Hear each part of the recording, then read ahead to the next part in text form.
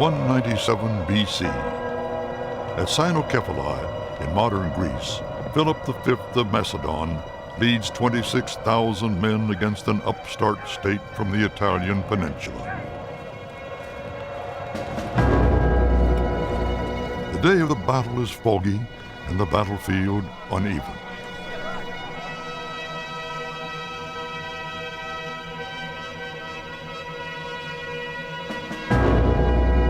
At the heart of the Macedonian army is the square of pikemen, the phalanx, just as in Alexander's day, 130 years before.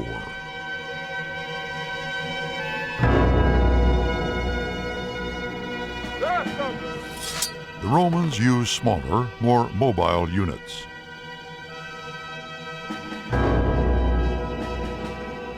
The 14-foot spears of the Macedonian pikemen, though deadly, meant they could only go in one direction, forward.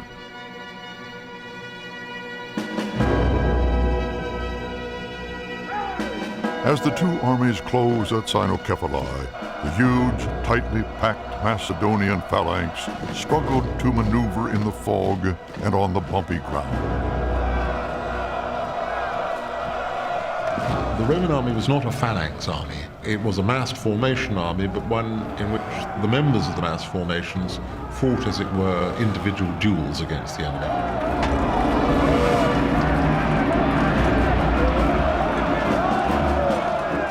Macedonian left flank crumbled. Seeing this, a Roman officer took 3,000 men and attacked them from behind. They were not, like men in a phalanx, all shoving together with their spears to create pressure against those on the other side. They were singling out an individual enemy and coming to hand blows with him, which is an extremely dangerous way of making a living. The Romans exploited gaps in the phalanx. Once inside, they slashed and thrust with their short swords.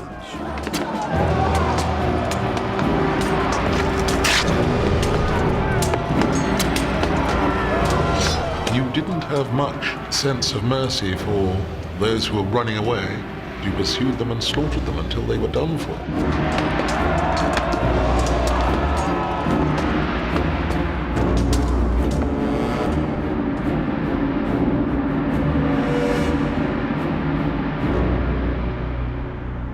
8,000 Macedonians were killed, 5,000 taken prisoner.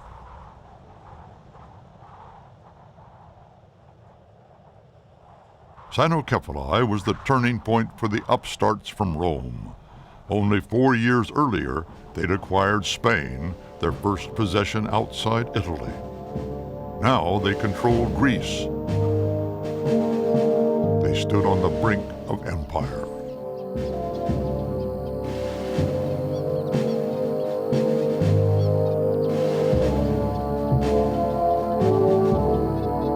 Rome was the first big state to emerge from Europe. It gained its empire by making war.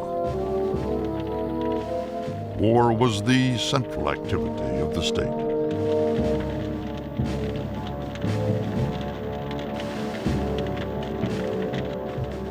Between the 2nd century BC and the 2nd century AD, in the space of 400 years, Rome became the most powerful and influential force in the Western world.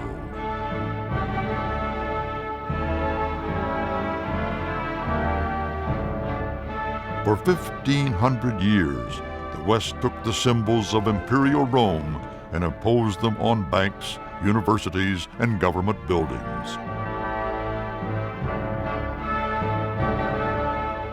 Roman architecture set a seal of authority on public buildings, just as the Roman language, Latin, lent power to medicine, learning, and the law.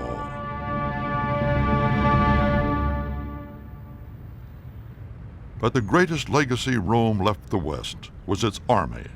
This was the instrument of Roman state power. The Roman army wasn't afraid to steal the best ideas from those they fought.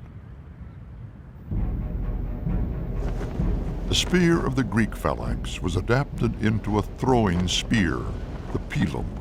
It was designed to penetrate the body, then bend or snap so it could never be hurled back. Rather than marching into battle, spear in hand, the Roman army hurled their pila to break up an enemy formation. This flying phalanx kept the Roman soldier out of killing range. Freed from the weight of the spear, foot soldiers could now carry a deep rectangular shield or scutum. But they stole their best weapon from Spain, the short, double-edged thrusting sword, the gladius hispaniensis, or Spanish sword. Just as lethal as the Greek spear, the Spanish sword was easier to handle in close combat.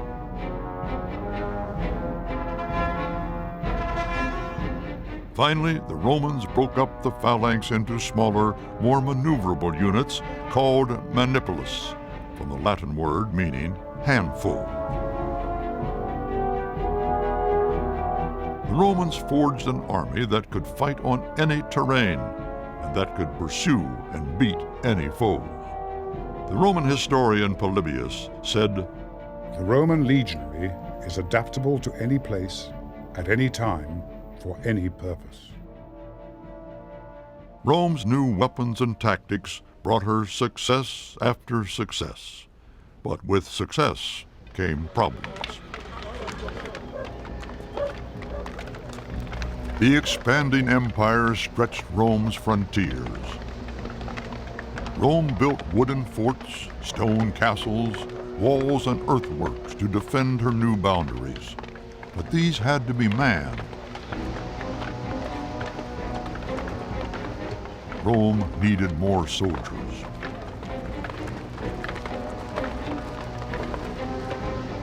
Rome recruited her soldiers only among property-owning citizens.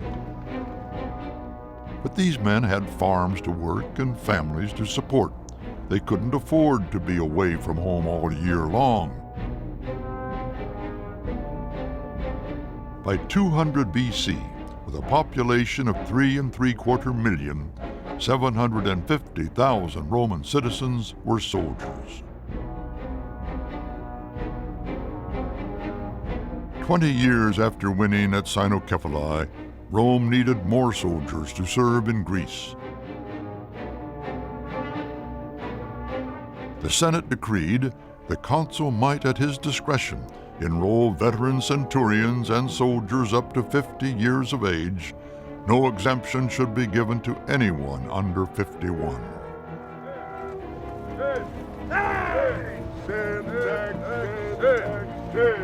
One of these veterans was Spurius Ligustinus, who had fought at Cynocephali. I served 2 years in the ranks in the army, which was taken across to Macedonia. I was promoted to centurion for my bravery. After the defeat of the Macedonians, I left immediately for Spain as a volunteer. For 20 years, Spurius served all over the empire, from Greece to Spain to Asia. 4 times in the course of a few years, I held the rank of senior centurion. 34 times, I was rewarded for bravery by the generals.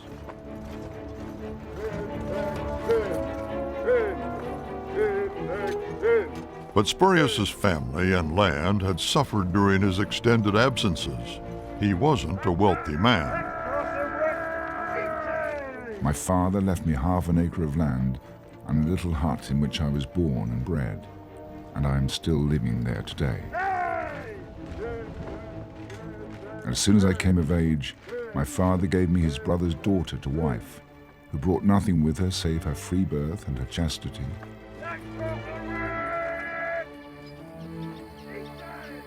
Rome could not rely forever on the goodwill of men like Spurius. If the empire was to expand, the old system of recruitment would have to go.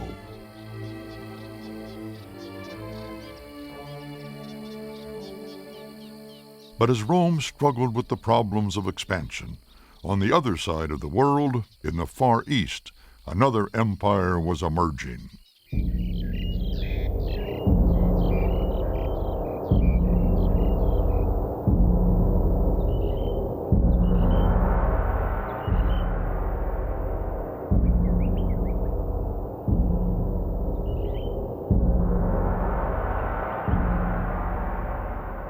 Between 230 and 221 BC, one man would bring a patchwork of warring and hostile states together under his control. His name was Qin Huangdi. His empire came to bear his name, China. They were so far apart, yet China and Rome were so alike.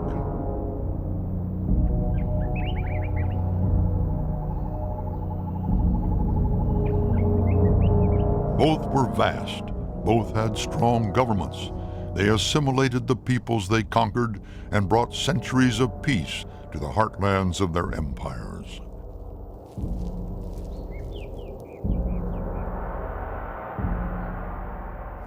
They ruled similar numbers of people and similar expanses of land.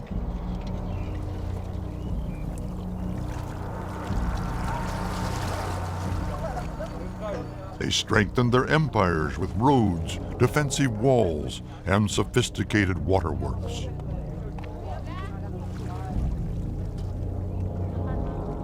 In China, the Grand Canal stretched 1,200 miles, linking Beijing in the north to the Yangtze River in the south.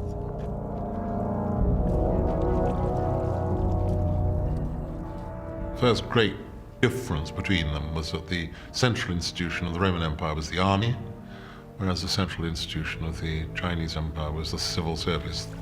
Another very interesting difference between them is the way in which they dealt with incursion, invasion. The Romans did so by attempting to destroy those who entered the Roman Empire with hostile intent, whereas the Chinese dealt with invaders by turning them into Chinese, Sinicizing them, as it's called. And they were remarkably successful at that, with wave after wave of conquerors throughout their 5,000 years of history. This is the army of the Emperor Qin Huangdi.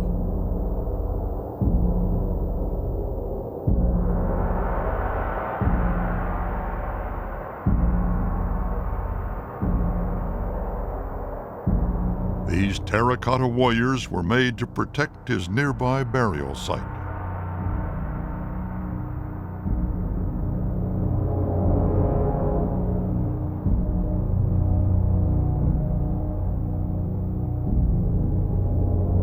More than 8,000 of these slightly larger-than-life-size figures have been uncovered near Xi'an in modern China. They leave us in no doubt of the Imperial Army's power and its diversity of forces. Cavalrymen with their horses, infantry,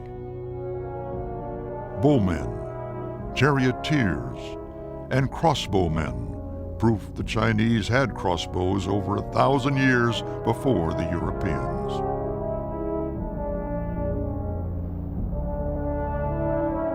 Qin boasted that he ruled all under heaven. In the 3rd century BC, through brute force, he molded China into a single state.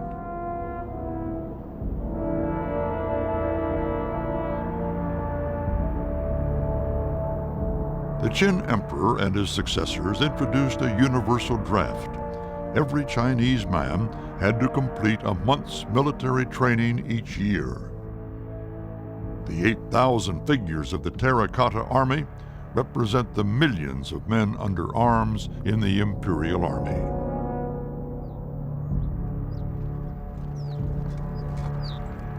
A world away, the Romans solved the problem of controlling their expanding empire in the same way the Chinese did, with a professional army.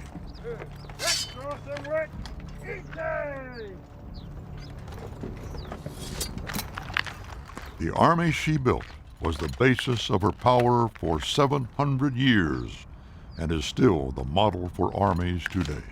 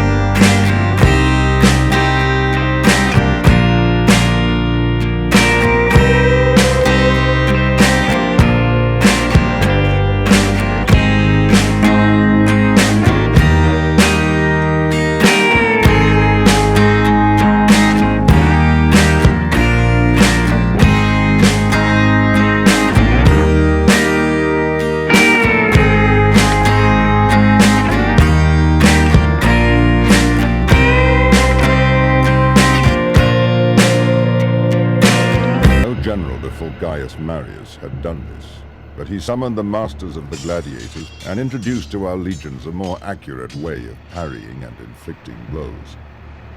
He consequently produced a combination of courage and skill in such a way that the one reinforced the other, with courage supplementing skill with all its zeal, and skill teaching courage how to safeguard itself.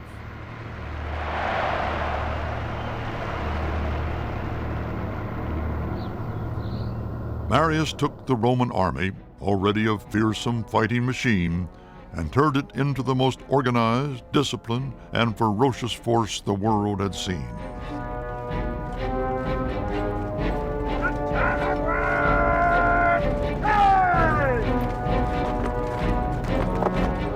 But Marius changed more than training. He understood the importance of symbols. His most visible legacy to Rome's armies was the legionary standard with its imperial eagle, a symbol of power and pride and a rallying point in battle.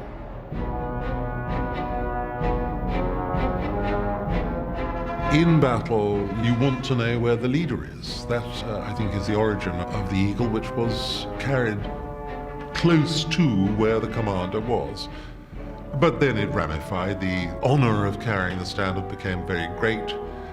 The ignominy of losing your standard, your eagle standard, became equally great. In many ways, it was all very practical. Of course, the eagle has come down to us as a symbol of military prowess, but that's an accretion. It's not the original purpose. But nevertheless, eagle symbolism became symbolic of Napoleon's armies, and later curiously the American armies too, and the armies of the Third Reich as well. Hitler's Third Reich was the last European empire to be won by force of arms. To give his police state a veneer of legitimacy in the democratic age, Hitler borrowed heavily from Rome.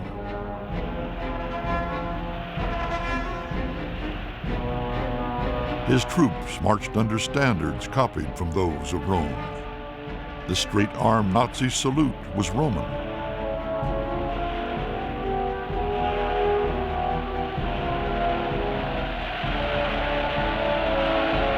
"2,000 years after Marius commanded his Roman army, its symbols lived on in Nazi Germany. At the heart of Marius's reform was training. Almost 500 years after Marius's death, Vegetius wrote a war manual called Epitome of Military Science. He said Roman military success was due solely to the military training begun under Marius. The Gauls might have been more numerous, the Germans taller, the Spaniards stronger, and the Africans more treacherous. Vegetius even conceded the Greeks were more intelligent. But, he writes, what succeeded against all of them was careful selection of recruits, instructions in the rules of war, toughening in daily exercises and strict punishment of cowardice. No one is afraid to do what he is confident of having learnt well.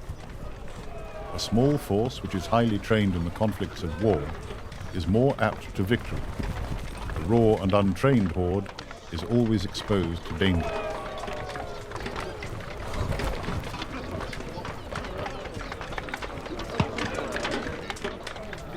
Roman soldiers trained so often and so hard that they were nicknamed Marius's mules. Every day they practiced with their swords, learning to strike not with the edge, but with the point. A cut, whatever the force, seldom kills, because the vitals are protected by both armor and bones. But a stab driven 2 inches in is fatal.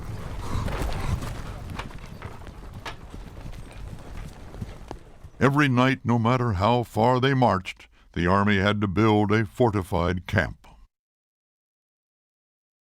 Every soldier's backpack included a shovel. It was both for defense and attack, as by digging the soldier could secure his own position and undermine enemy positions when laying siege. 500 years after Marius, Vegetius could still say with confidence, Victory was granted not by mere numbers and innate courage, but by skill and training. We see that the Roman people owed the conquest of the world to no other cause than military training, discipline in their camps, and practice in warfare. But training alone wasn't enough. To solve the manpower shortage, Marius allowed men who didn't own land to join the army.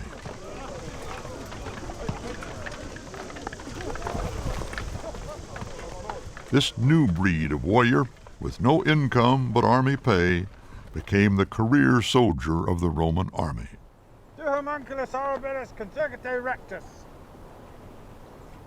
Hey! The only allegiance he owed was to the army.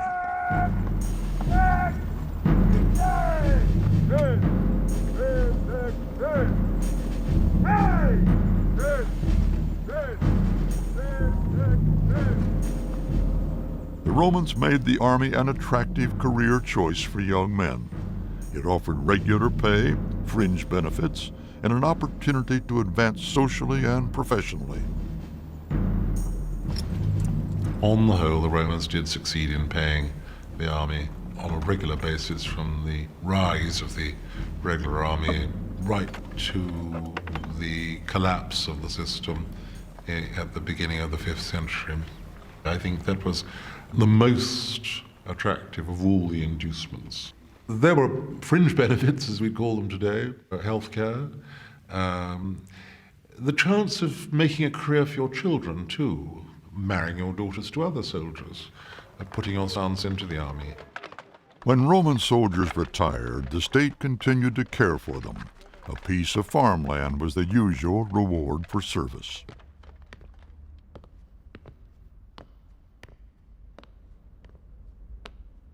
These Chelsea pensioners at the Royal Military Hospital in London are cared for by the British state in recognition of their military service.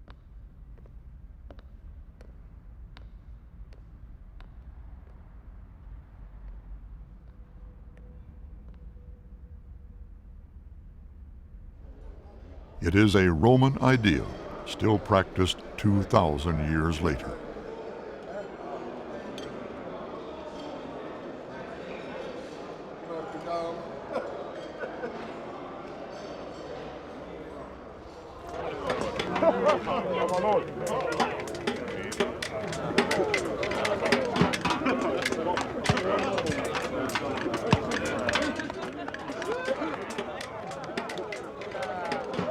But beneath Rome's layer of civilization, her success depended on a ferocity in war unmatched in the ancient world. The Roman army in action was a ruthless and savage organization. Even the Romans themselves recognized that. Roman writers describe the frightful excesses that these disciplined legionaries could commit against beaten enemies and against rebels to authority. Polybius described how Scipio Africanus, after storming New Carthage, directed his soldiers according to the Roman custom against the people in the city, telling them to kill everyone they met and to spare no one. The purpose of this custom is to strike terror. One can see in cities captured by the Romans not only human beings who have been slaughtered, but even dogs sliced in two, and the limbs of other animals cut off. If one resisted the Romans too long in a siege, one would expect the worst. The city would have been vandalized, pillaged, looted, and the males would have been slaughtered, and the women and children would have been sold into slavery.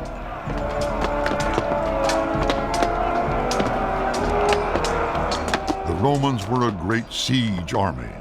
They used a variety of siege engines designed and built with typical Roman ingenuity.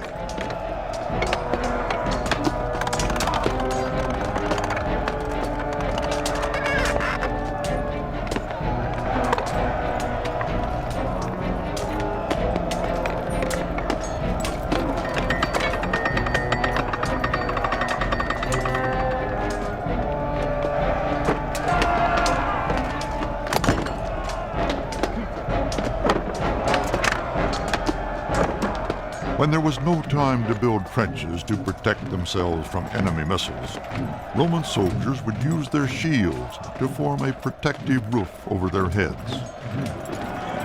They called it a testudo, a tortoise, a formation still used by riot police today.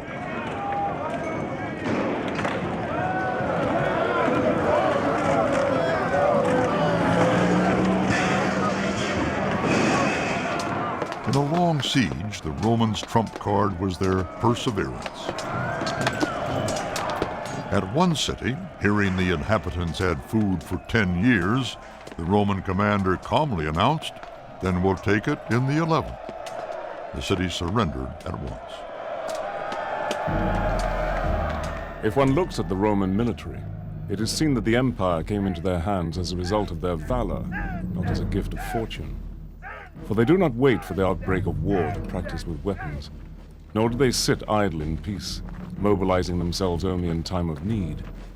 Instead, they seem to have been born with weapons in their hands. Do they break from training or wait for emergencies to arise? One would not be incorrect in saying their maneuvers are like bloodless battles, and their battles, bloody maneuvers. That's how going through. In siege and in battle, Rome was invincible. From the wilds of Britain to the plains of Asia Minor, no one dared stand in her way.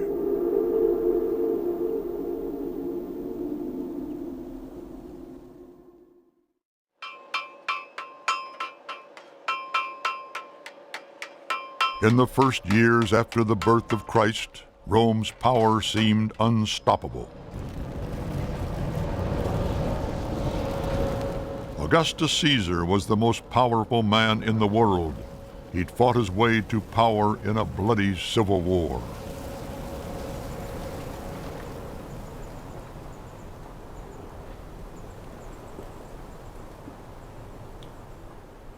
Augustus Caesar ruled an empire that stretched all the way from the deserts of North Africa to the northern forests of Germany.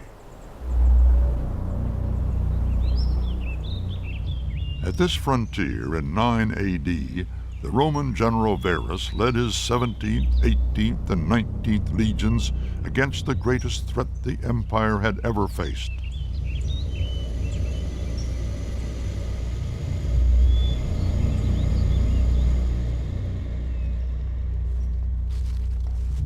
Varus was governor-general of the northern territories and commander-in-chief of an army of 20,000 men. His mission was to lead those 3 legions and their camp followers, 10,000 women and children, to their winter quarters. Varus's guide was Arminius, chief of the Cherusci tribe. Arminius was a trusted ally, having fought many battles for the Romans. The journey took the Romans through the vast Teutoburg forest.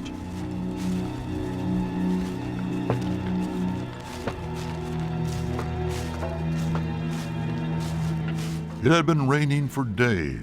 The ground was sodden and muddy, but Varus was so confident of his handling of the Germans, he allowed his troops to straggle out in a thin, defenseless line with no means of command or communication. The German leaders who had accompanied Varus when he set out, one by one made excuses and left him. This was to enable them to prepare their combined forces.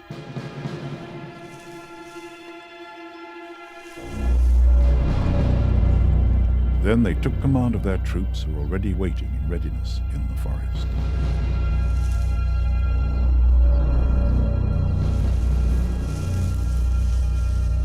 At the most impenetrable part of the forest, they fell upon Varus.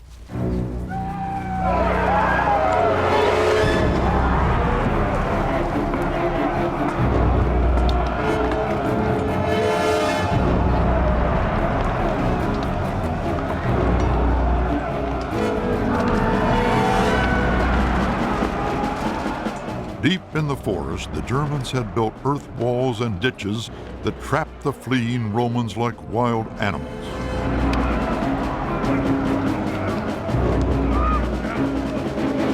The barbarians picked off their victims.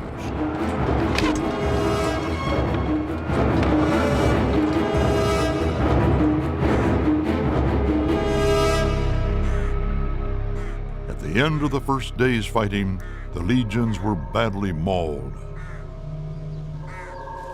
But these were experienced troops. They wouldn't give in easily. The next day, they marched in somewhat better order and even broke into open country. But soon the Romans' route forced them back into the forest. By now, the army was strung out even further, as slower groups fell way behind the head of the column.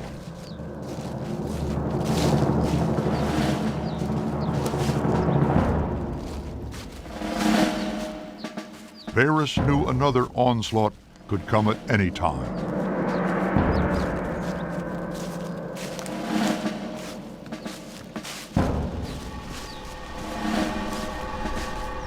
He forced a way through the densest thickets, where the enemy was familiar with every inch of the ground.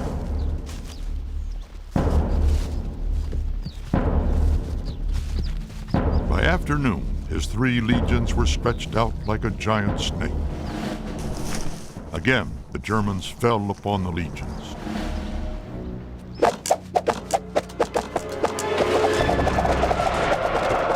They neither draw their bows or hurl their javelins to any effect, or even make much use of their shields, which were completely sodden with rain. Their opponents, on the other hand, were lightly armed, and so could approach or retire without difficulty.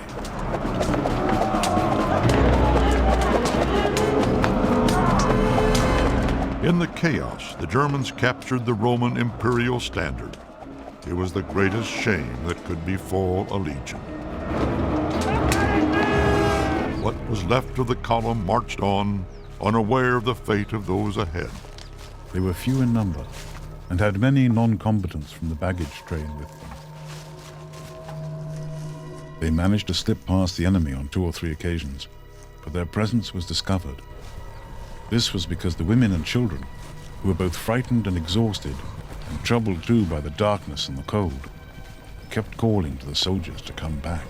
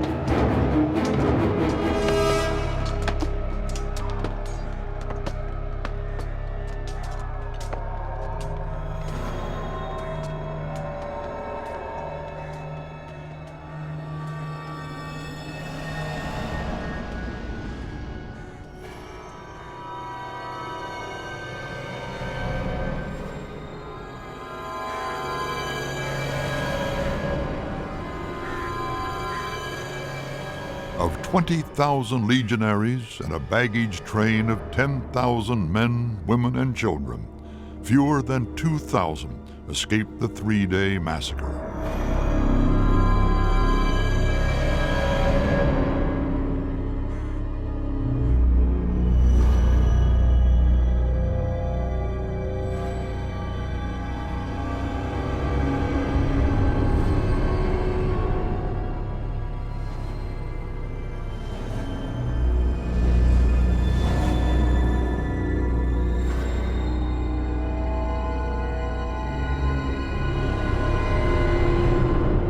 In a dark, dense forest in Germany, Rome discovered the limits of its power.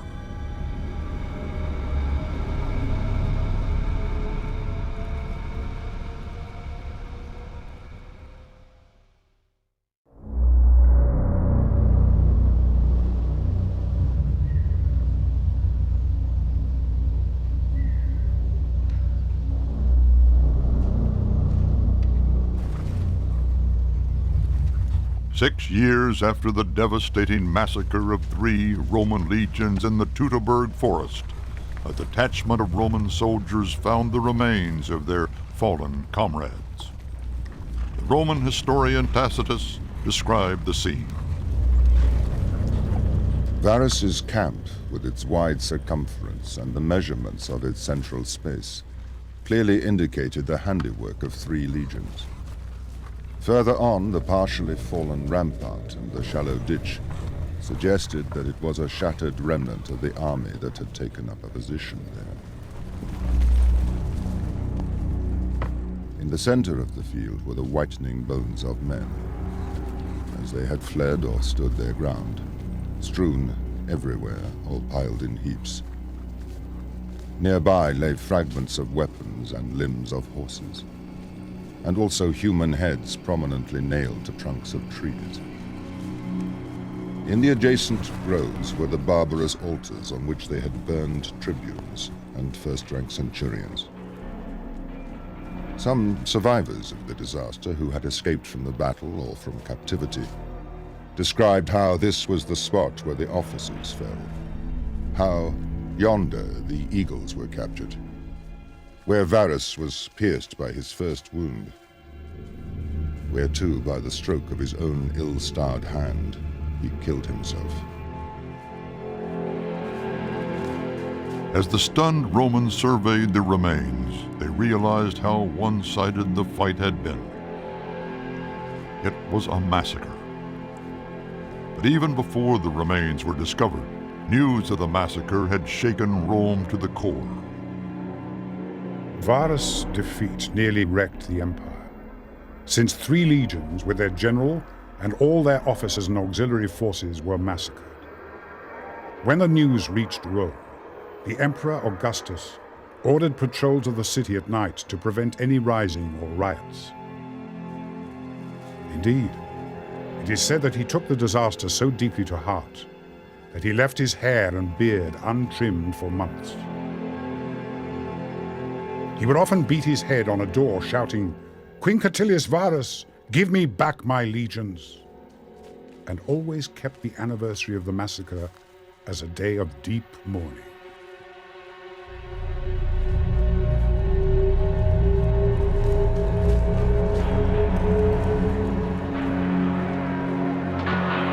After Teutoburg, there would never be a 17th, 18th, or 19th Legion in the Roman army.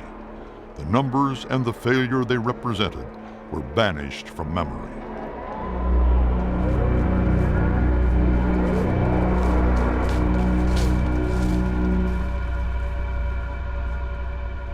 The Roman soldiers, 6 years after the disaster, in grief and anger, began to bury the bones of the 3 legions.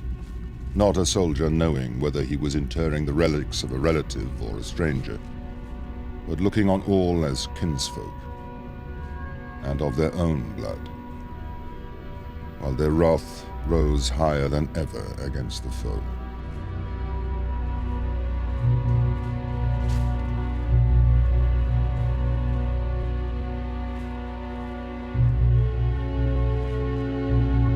After this shattering defeat, Rome took stock of her empire. She began to question her expansionist policy. The Emperor Augustus abandoned his plans for the conquest of Germany. The lands beyond the Rhine and Danube rivers were left to the barbarians. The effect of this single defeat was to halt the advance of the world's mightiest army for almost 40 years. When the legions marched again, it would be to the west, to the distant island of Britain.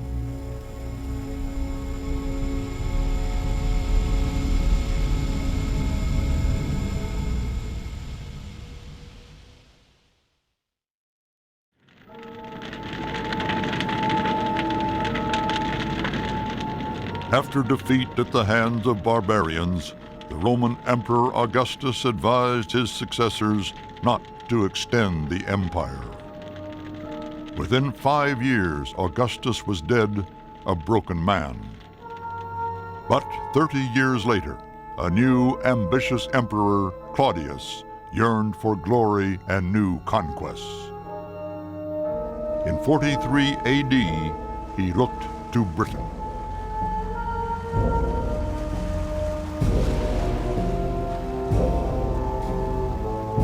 This was not the Britain the world knows today. It was a wild and dangerous place, covered for the most part in dense, impenetrable forest. Iron Age tribes hunted bears and wild boar.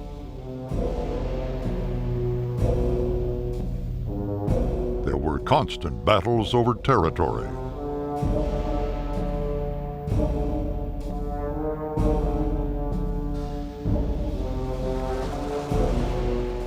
It was to this isolated island that Claudius sent 4 legions of the Roman army.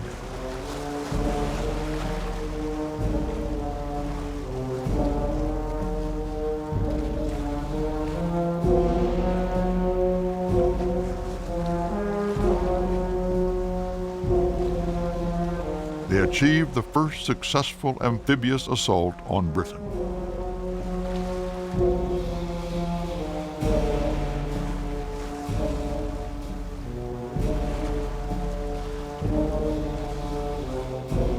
New towns and new cities were built, including Londinium, known today as London.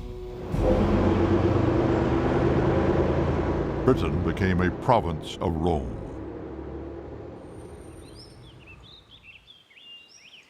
Despite this successful conquest of Britain, the Romans never forgot the Teutoburg massacre.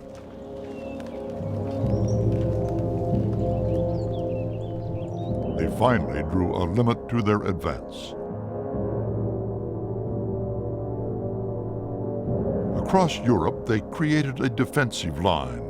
It formed a continuous 1,500-mile barrier between what was Rome and what was not, linking the rivers Rhine and Danube with a palisade, a strong spiked fence.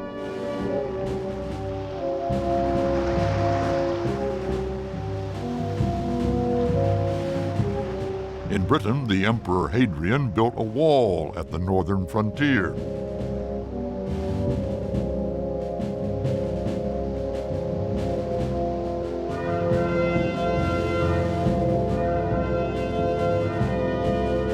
Hadrian's wall extended from the Irish Sea, where it was made of earth and timber, across 73 miles to Britain's eastern coast. The last 45 miles were stone. Every mile there was a mile castle, and every few miles a fort.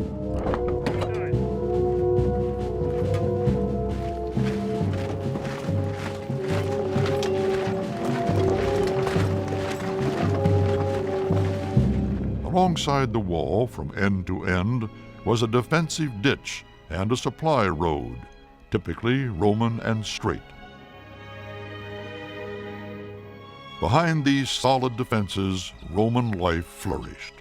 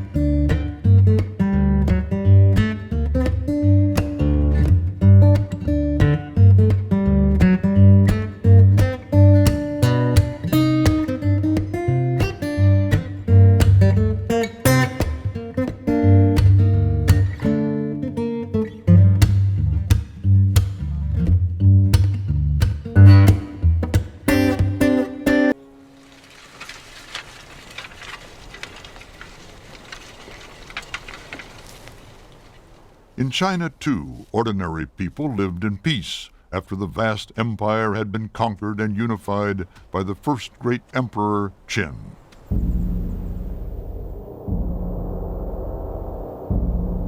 The Great Wall of China, started in 200 BC, was extended and fortified until it reached all the way from the Gobi Desert to the Yellow Sea, 4,000 miles to the east. Unlike Roman walls, this Great Wall was not built to keep people out, but to regulate the flow of people. Merchants and traders flowed in and out of China along the new Silk Road. Up and down this route came spices, livestock, and of course, silk. And the Chinese were receptive to ideas that came from beyond their wall. But they also had a healthy fear of their immediate neighbors to the north. Although they couldn't know it, they shared this same fear with the people of Rome. The Chinese called their northern neighbors the Xiongnu. The Romans and the rest of Europe would call them the Hun. China and Rome were the twin lights of civilization. The steppe where the godless nomads roamed was the dark abyss between. This vast green expanse between two empires was the birthplace of men who would set out to destroy civilization through war. Genghis Khan, Tamerlane, and Attila the Hun, the scourge of God. These people were everything the builders of empire were not.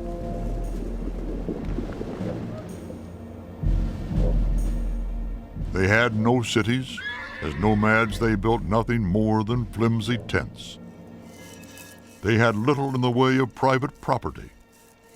They consumed everything in their path, including, the Romans and Chinese believed, human beings.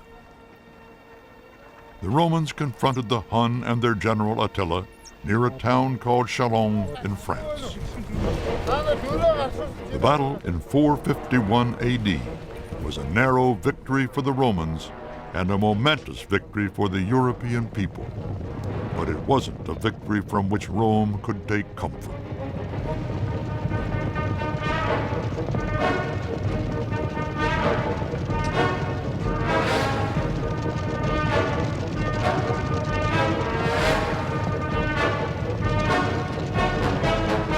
For 600 years, Rome's legions had taught the world how to fight.